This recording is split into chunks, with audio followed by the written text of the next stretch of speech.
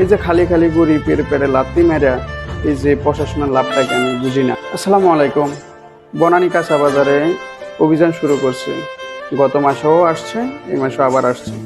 এই যে খালি খালি গরিবের পেটে লাথি মেরা এই যে প্রশাসনের লাভটাকে আমি বুঝি না।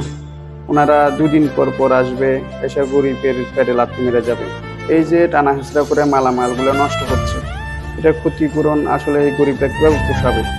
আসলে জানি না ওনারা কেন এইরকম প্রতি মাসে মাসে করে। আমার প্রশ্ন হলো এটা যে আপনারা যদি দোকান না বসতেই দেন তাহলে প্রশাসন বসায় দেন। আপনারা দুদিন পরে ভেঙে যাবেন, গরিবের পেটে লাথি মারবেন, তাদের লাখ লাখ টাকার জিনিসপত্র নষ্ট হবে। এই ক্ষতিপূরণটা উঠাতে উঠাতে আবার আপনারা আসবেন অভিযান করার জন্য।